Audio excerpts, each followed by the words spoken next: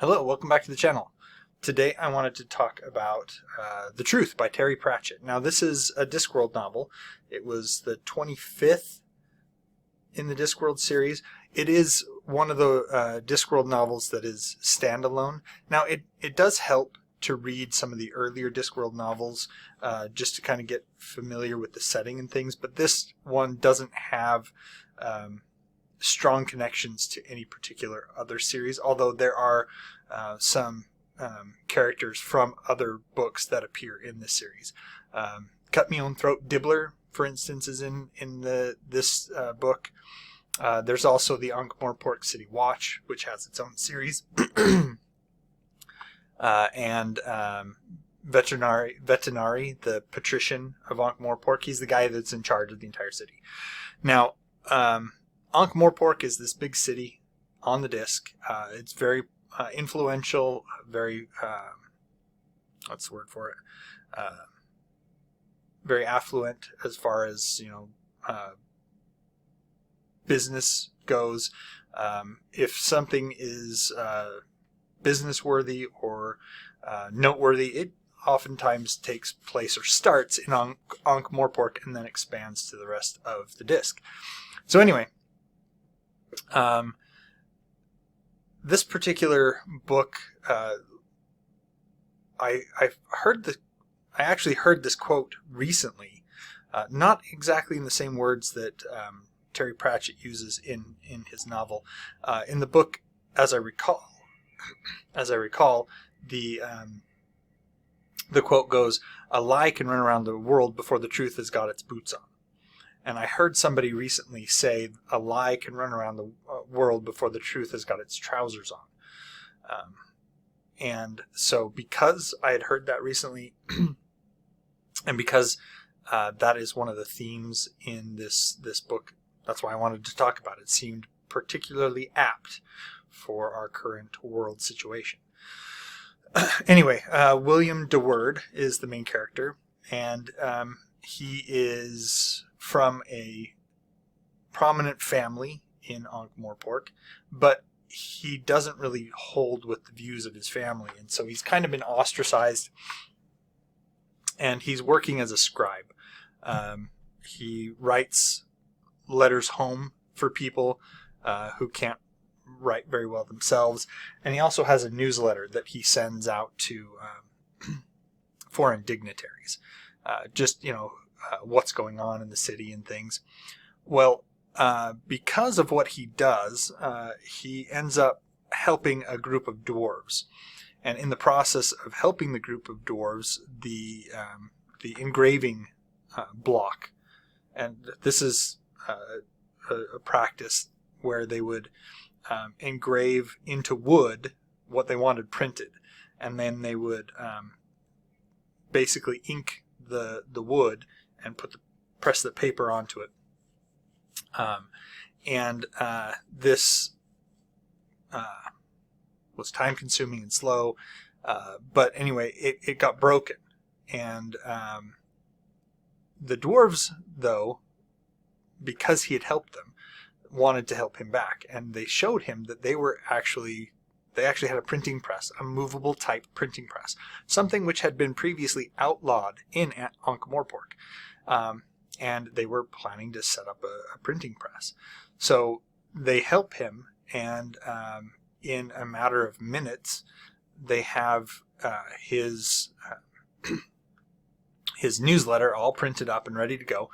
And this actually inadvertently starts the first free press newspaper in Ankh-Morpork, and William DeWord is in charge of it by default, really.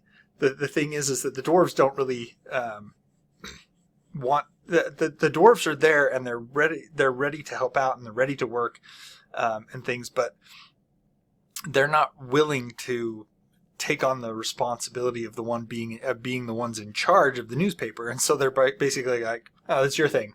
Here's the printing press, and we'll back you 100%, but you're the one in charge of the newspaper." So it's up to him to find stories to print in this newsletter, and they make a newspaper of it. In the process of getting everything together and creating this newspaper, they stumble onto the fact that there's a conspiracy to, I don't want to say dethrone, but depose, maybe. So Lord Vetinari is the man in charge of Ankh-Morpork, the man in charge of setting the laws and whatever else. And he's been fairly liberal in his views, and you'll find that through all of Terry Pratchett's Discworld novels, I shouldn't say all, many of them that occur in Ankh-Morpork, there's this under current of monarchy. Now, they don't have a monarchy in Ankh-Morpork because the king was deposed and killed, and nobody knows where or if the royal family survived. And because of that, they have instead the patrician who runs the city, and he's an elected official, and Lord Vetinari is very good at his job. Now, the people who are royals, and I shouldn't say royals, what I should say is nobles, they're from the noble families and things, they don't really like having Vetinari in charge because he is liberal with his policies. He's opened the city to have dwarves and trolls and other foreigners come in and bring their innovations and things and make the city much more powerful than it used to be, and much more influential and also increasing the economic power of the city. But they still don't like it. They want to go back to their being a king in charge. And so you see this thread that runs through a lot of these stories where you have these royalists and these monarchists that are trying to get rid of Vetinari because they just don't like the way he rules. He's not one of us. Even though he's Lord Vetinari, he is a member of the peerage. They don't like his more liberal take on things. Anyway, so they stumble on to the fact that there is a shady cabal that is trying to depose Lord Vetinari. And there are some really interesting characters in the truth. The thing is that Terry Pratchett does a good job of creating interesting characters for his novels. William de Worde is fairly generic as far as protagonist goes. He's really just a normal guy who ends up becoming a reporter and editor for a newspaper because he was trained in writing and reading and in building narratives and things like that. But he's fairly normal. But he hires a photographer to work for him, taking pictures for the newspaper, and it turns out that this particular photographer is a vampire. Vampires are not, vampires are not necessarily looked down upon as they once were in Ankh-Morpork. Obviously, if a vampire is evil and sucking blood, there's going to be backlash against it. But Otto is what they call a black ribbon vampire, which means he is sworn off blood. And instead of blood, what he's done is he's taken up photography as his obsession. So apparently, vampires in the Discworld, they can shift the focus of their obsession from blood to something else. And if they do that, then they don't have to have blood to survive. But as I said, he takes up photography, and he finds that the flash, not just blinding and hurting him, actually kills him. So he takes to carrying a vial of blood around his neck, and when he is taking pictures and the flash is too bright and turns him to dust, the vial falls and breaks and he reconstitutes. But there's also Mr. Slant. No, Mr. Slant is in there, but he's a member of the Guild of Lawyers. He's actually a zombie, but he's not the one that I was thinking of. It was Mr. Pin and Mr. Tulip. They are the thugs that are the main antagonists through the series. Now there